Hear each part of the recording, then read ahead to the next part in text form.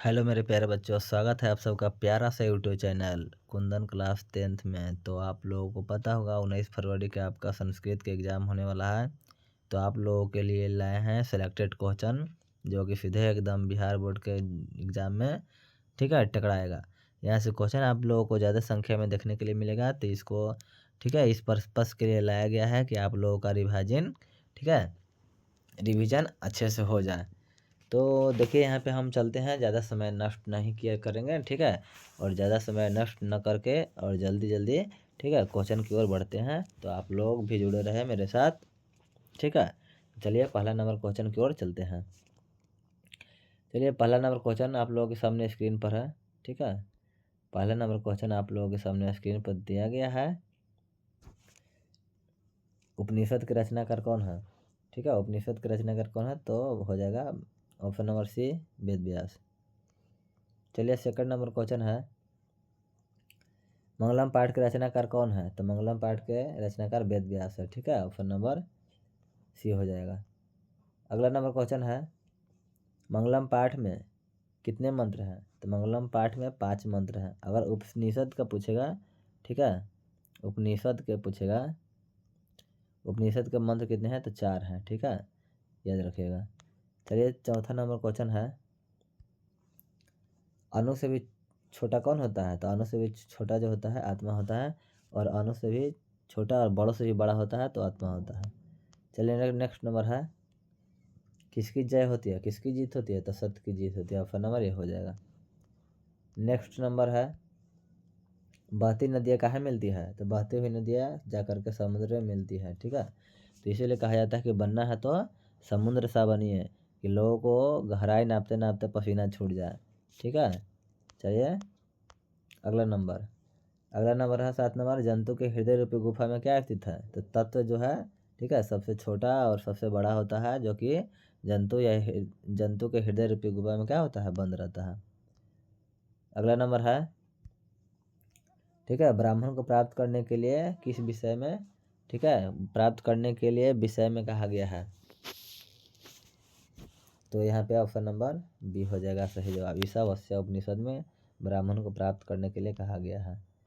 अगला नंबर है देवलोक का मार्ग किसे प्राप्त होता है तो देवलोक का मार्ग सत्य से प्राप्त होता है। ऑप्शन नंबर ए हो जाएगा सही, क्योंकि सत्य के राह पर चलिएगा तो आपको कोई नहीं कुछ कर सकता है।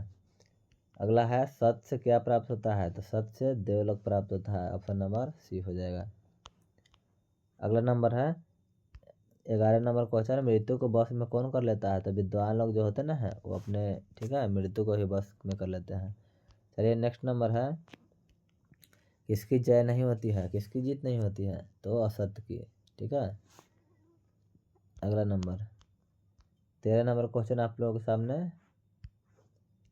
उपनिषद में किस महिमा का वर्णन किया गया है तो उपनिषद में ठीक है परम पुरुष परमात्मा के बारे में कहा गया है। ऑप्शन नंबर डी हो जाएगा। नेक्स्ट नंबर है उपनिषदों की संख्या कितनी होती है उपनिषद की संख्या 108 होती है ठीक है। और वेद पूछेगा वेद की संख्या तो वेद की संख्या 6 होते हैं। और वेदांग की संख्या पूछेगा ठीक है तो वेदांग की संख्या हो जाएगा आपको सॉरी वेद पूछेगा वेद की संख्या ठीक है वेद की संख्या 4 और वेदांग की संख्या 6 होते हैं, याद रखिएगा। यहाँ उपनिषद की संख्या 108 हो जाएगा। Option number B. अगला नंबर क्वेश्चन है 15 नंबर क्वेश्चन है आत्मा के गूढ़ रहस्य को जान ठीक है किसमें व्याख्या की गई है तो आत्मा के बारे में कहा गया है ठीक है। आत्मा के बारे में कहा गया है ईशावास्य उपनिषद में। ऑप्शन नंबर ए हो जाएगा सॉरी ए नहीं बी। 16 नंबर है परमात्मा की महिमा का वर्णन किसमें किया गया तो मुंडक उपनिषद में किया गया। ऑप्शन नंबर डी बिल्कुल हो जाएगा सही। 17 नंबर क्वेश्चन है सत्य का मुंह किस पात्र से ढका हुआ है तो सत्य का मुंह जो है सोने के पात्र से ढका हुआ है। ऑप्शन नंबर डी हो जाएगा। अगला नंबर है सत्य का खजाना ठीक है सत्य का खजाना कहाँ है तो देवलोक में है। ऑप्शन नंबर सी हो जाएगा। नेक्स्ट नंबर है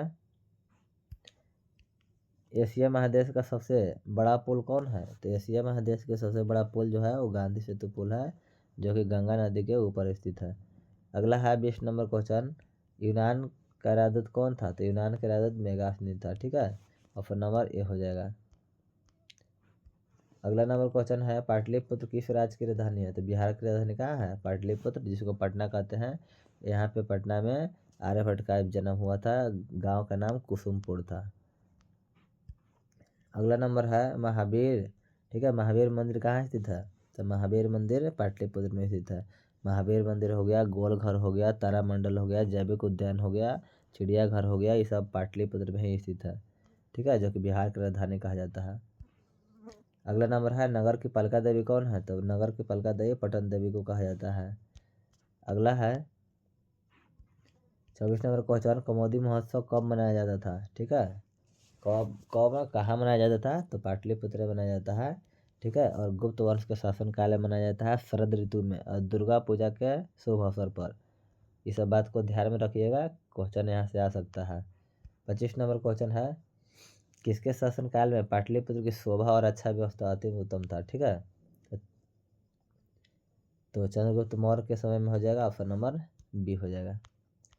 अगला है, पाटलिपुत्र का नामांतरण क्या है? तो पाटलिपुत्र का नाम जो है कुसुमपुर है, यहीं पे आर्यभट्ट का जन्म हुआ था। अगला है, कुटनिमताख्या के लेखक कौन है? तो दामोदर गुप्त हो जाएंगे, ऑप्शन नंबर बी। 28 नंबर है, चंद्रगुप्त मौर्य किस वंश के संस्थापक थे? तो ठीक है, मौर्य वंश के संस्थापक थे चंद्रगुप्त मौर्य, ऑप्शन नंबर ये हो जाएगा। 29 नंबर क्वेश्चन है, सिखों के 10वें गुरु कौन थे? तो सिखों के 10वें गुरु गुरु गोविंद सिंह थे। ठीक है, सिखों के 10वें गुरु गोविंद सिंह थे, और पहला गुरु थे गुरु नानक। गुरु गोविंद सिंह का जन्म 1666 ईस्वी में हुआ था। ठीक है, पटना साहिब में, ध्यान में रखिएगा इसको।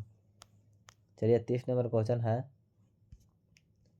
पाटलिपुत्र का बौद्ध काल में नाम क्या था? तो पाटलिपुत्र को बौद्ध काल में पाटलिग्राम नाम था, ऑप्शन नंबर बी करेक्ट हो जाएगा। ठीक है, अगला नंबर 31 नंबर है, पटना के किस दिशा में गंगा नदी बहती है? तो पटना के ठीक है उत्तर दिशा में गंगा नदी बहती है, ऑप्शन नंबर सी बिल्कुल सही हो जाएगा। अगला नंबर क्वेश्चन है, किस काल में पटना का नाम पाटलिग्राम था? तो बुद्ध काल में, ऑप्शन नंबर ठीक है, क्योंकि जो भगवान बुद्ध थे पटना में अनेकों बार आए थे और कहे थे कि यह जो पटना जो है एक दिन महानगर होगा, मगर 3 चीज़ों से घिरा रहेगा। ठीक है, वो कौन कौन से घिरा रहेगा? तो बाढ़, ठीक है, बाढ़ से घिरा रहेगा, आग से घिरा रहेगा, और कलह से। ठीक है, लड़ाई झगड़ा होते रहेगा हमेशा, यही भगवान बुद्ध हन करके पटना में कहे थे।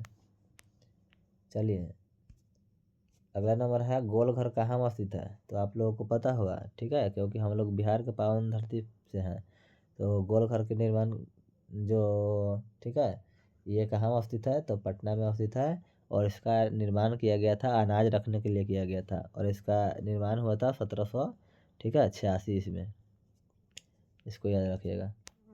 चलिए 34 नंबर क्वेश्चन है, पाटलिपुत्र का इतिहास कितना वर्ष पुराना है? तो 2500 वर्ष पुराना है, ऑप्शन नंबर ए बिल्कुल सही हो जाएगा। अगला नंबर है, ठीक है, किस काल में पटना का नाम प्रसिद्ध हुआ? तो मध्यकाल में, मध्यकाल में पाटलिपुत्र का नाम प्रसिद्ध हुआ, ऑप्शन नंबर बी हो जाएगा। नेक्स्ट नंबर है, गांधी सेतु पुल कहाँ स्थित है? तो गांधी सेतु पुल ठीक है पाटलिपुत्र में स्थित है, ऑप्शन नंबर डी सही हो जाएगा।